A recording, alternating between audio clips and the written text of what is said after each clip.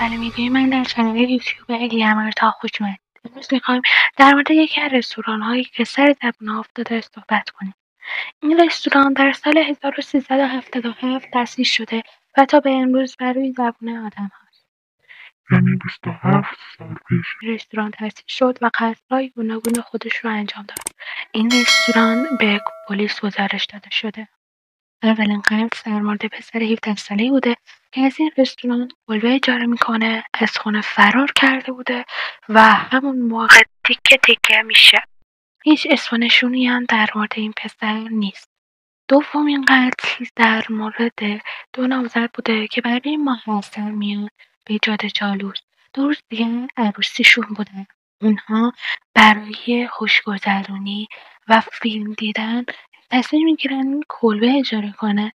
اونها یه مردی رو میبینن کلبه رو اجاره میکنن، همه وسایلای مهمشون حتی میدونن تو کلبه، در قفل میکنن و میان بیرون. میرن که یه چیزی بخورن، واسه شام کباب داشتن. مرد اول نظر میده که نظر چیه کبابا رو بخوریم، ولی زن میگه اون واسه شب باشه. اونها همون موقع به اون رستوران و وقتی که آشپز در میبینن خوشحال میشن، میرن داخل و همون موقع بوکند رستوران حالشون رو بد.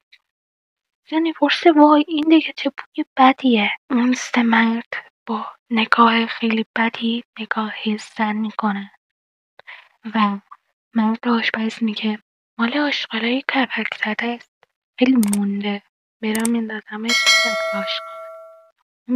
میبرنش و 2 دقیقه بعد مرد آشپز میگه بیا برو بگیرش، بیرونم جا هست بخوری. من میگه نه، بیرون سرده، تو بخوریم بهتره. میره میگیره، 5 دقیقه میگذره، 10 دقیقه میگذره، حتی تا نیم ساعت زن منتظر. پیام بهش میداده، زنگ میزده، در وا میشه. زن میگه عزیزم توی کجا بودی؟ ولی همون موقع با سات به سر زن ضربه میزنه. زن و مرد رو تیکه تیکه میکنه و برده میشه.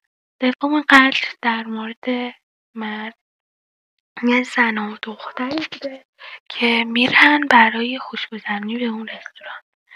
اونها وارد نشده، میرن که کلبه رو بگیرن، ولی تا وقتی که میرن وارد کلبه میشن، تاشونو که میزنن در کلبه با ستون اونا رو میزنن که دیگه میکنن و لباساشون رو میندازن جای قتل‌های قبلی. این ستا رو به پلیس گزارش میدن و همون موقع پلیس در نقش خیلی بزرگی کشف میکنه اینکه همون اونا یه جا مردن.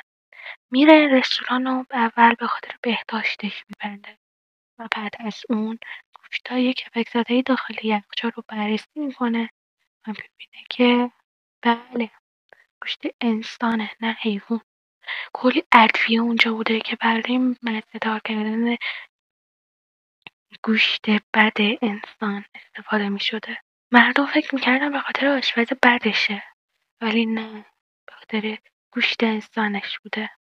همون موقع اون سه آدمو محکوم به قتل میکنن و همونجا اعدامشون میکنن. 5 سال بعد کامل رستوران رو با خاک یکسان میکنن. فیلم در موردش ساخته شد و فیلم جالبیه. در مورد این رستوران بوده که اسم فیلمش هم موش و گربه است. امیدوارم که از این ویدیو خوشتون اومده باشه. سعی کردم واسه ویدیوی اول خیلی کم باشه. لایک و سابسکرایب فراموشتون نشه. امیدوارم که خوب باشید. زنگوله پایین رو بزنید که هر موقع ویدیو گذاشتم ازتون با خبر باشید. ما رو دنبال کنید. خدا نگهدار.